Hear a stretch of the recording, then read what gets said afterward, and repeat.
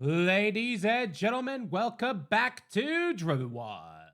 Today we are talking about year-end mileage summaries on Doordash.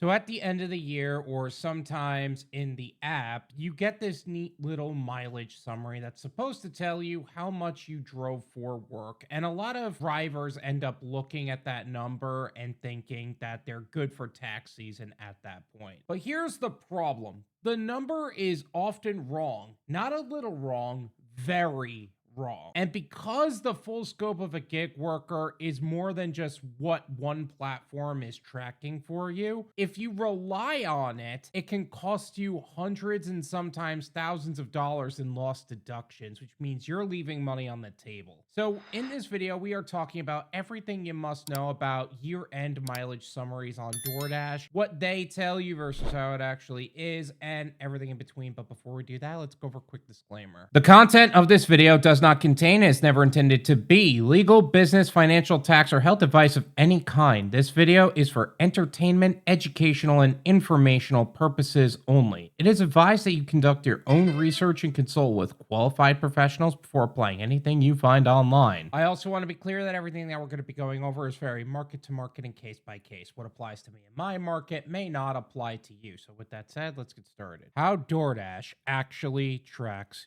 your mileage. Before we talk about what's wrong, we need to understand how Doordash is even coming up with these numbers in the first place, because Doordash does not track your full day of driving, at least not in the way you would think. They only track limited segments of your work. That typically includes the distance from the restaurant to the customer, distance from acceptance to pickup, and really only active delivery miles. That doesn't reliably track driving to your starting zone if you have to transition over there, driving between orders because you're not always having an order, driving back after drop-offs, deadhead miles, positioning miles, and multi-app transitions. In other words, they mostly track the part that benefits them and not the part that reflects your real workload, because they are also tracking your location for how they could send you orders, but that's not the same thing as tracking your miles. In any case, for the purposes of your tax benefits, the system is incomplete, and that incompleteness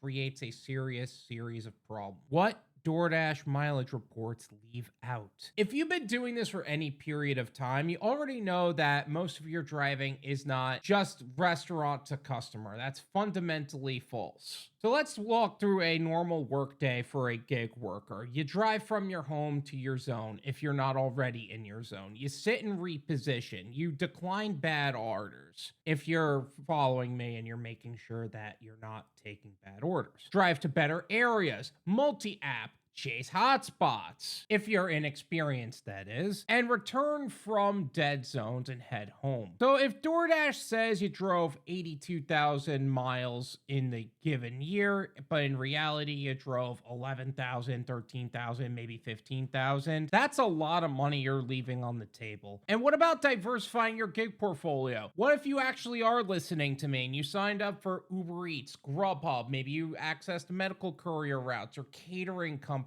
routes, whatever that looks like for you. The difference matters because every mile is money, and when those miles aren't tracked, you're donating money to the IRS, not by choice, but by data. Why incomplete mileage hurts you at tax time? Let's talk numbers. In 2026, the standard mileage deduction is still extremely valuable and has been raised from 70 cents a mile to 72.5 cents per mile, which doesn't sound like a lot on its own, but every mile you drive for business reduces your taxable income. Meaning that if you report that you drove 10,000 miles because DoorDash told you so, but in reality you drove 20,000 miles, you're basically cutting your own mileage deduction in half. And when your mileage is underreported, here's what happens. You report fewer deductions, your taxable income looks higher than it is, you owe more in taxes, and then you keep less of the money that you earned throughout the year. And the worst part of that is that if you ever get audited and say, well, DoorDash gave me this number, so... That's not a defense, and the IRS couldn't give two shits. You're an independent contractor and are responsible for your own records. Not DoorDash, not Uber, not anyone else, you. So if you're using their summary as a primary record, you're in a riskier position than most. The audit risk nobody talks about. We touched on this earlier, but most drivers assume audits only happen to bigger businesses, but that's not true. Gig workers get audited all the time, and this year they're increasing scrutiny towards independent contractors and small businesses, especially when deductions look inconsistent, mileage doesn't match income, records are vague, and logs aren't detailed. DoorDash summaries usually don't include trip level details, start and end locations, timestamps, or purpose documentation. So if the IRS asks, show me how you got this number, and all you have is a screenshot or an email from the company, in the eyes of the IRS, that's weak, lazy, and a Hail Mary at best. That's not the documentation that is expected from somebody who's in business for themselves. That's hope, and hope is not a tax strategy. What proper mileage tracking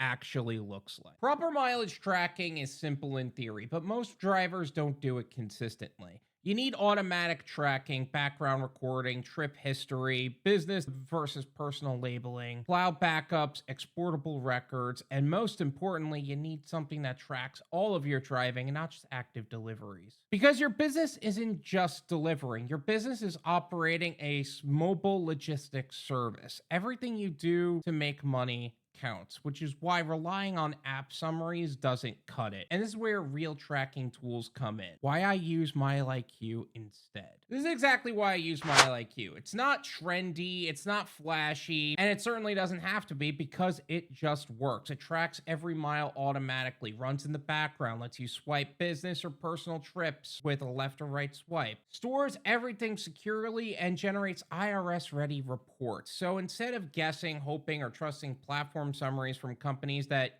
you don't actually trust, you have your own independent record, operating history, and frankly, your own proof that you own. And that matters not just for taxes, but for loans, financing, business credibility, audits, and long-term planning. And it turns driving into real documentation, not vibes, not estimates, data. That's what protects you. How this fits into running gig work like a real business. Here's the bigger picture. Most platforms want you thinking like a contractor, but operating like a disposable worker. Minimal records, minimal transparency, and minimal control. Those of us who have been in the game long enough refer to it as being a 1099 employee because they want to capitalize on the benefits of being an independent contractor and us being independent contractors, while controlling the information around you like an employee. And if you're serious about long-term stability, you can't play that game because you need systems, and mileage is one of the foundations of that because it connects to profit margins, true hourly earnings, vehicle planning, tax strategy, and scaling decisions. Because without real data, you're just reacting. And with data, you're running a business, and that makes a huge difference. Best practices for mileage tracking. Even DoorDash admits this in their own emails. They call their numbers estimates, for reference only. Consult a tax professional. That's corporate code for don't rely on this. So here's what actually protects you. Never use app summaries as your primary record. Use them for a rough comparison, never your main mileage log. In fact, I almost never look at them. Track automatically and every day. Manual logs fail because humans forget. Automation removes any and all excuses. A couple of bucks a month can save you thousands a year. Separate business from personal miles weekly. Don't wait until tax season. Do it while it's fresh. If you use MileIQ, they can actually auto-classify miles for you over time as you continue to do work on these platforms, so it becomes less work for you long term.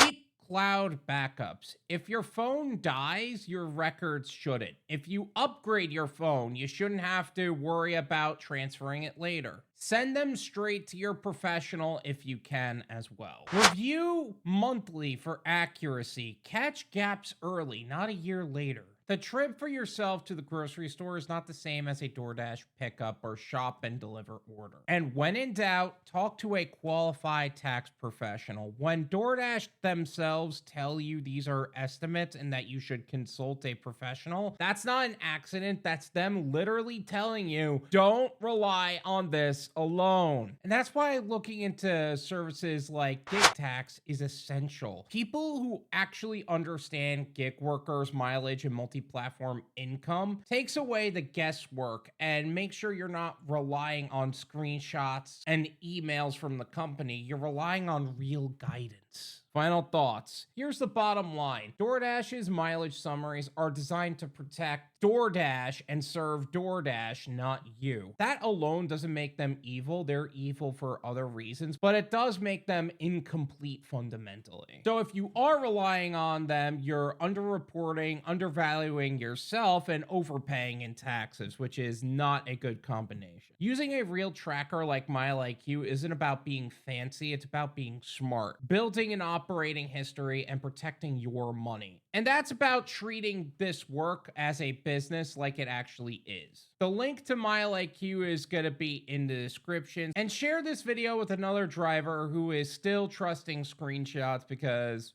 they deserve better than that. Guys, thank you so much for watching. I really appreciate it. Make sure to hit the like button, subscribe, check out my website, drivenwyld.com, if you'd like to learn more about some of the services and gig platforms we have talked about in the past and are offering to gig workers today. And if you'd like to stay on the cutting edge of what's happening in the gig economy today and be in the know of what most people are talking about, make sure to check out our new channel, the Gone Wild Live Clips and Podcasts, where we take the live streams we hold at 9 p.m. Eastern Standard Time on Thursdays, cut them down to more digestible clips, and have them posted there. Also, check out my Patreon for more exclusive clips, full-length live stream replays, and other membership perks for self-employed individuals who want to grow and scale their business. Once again,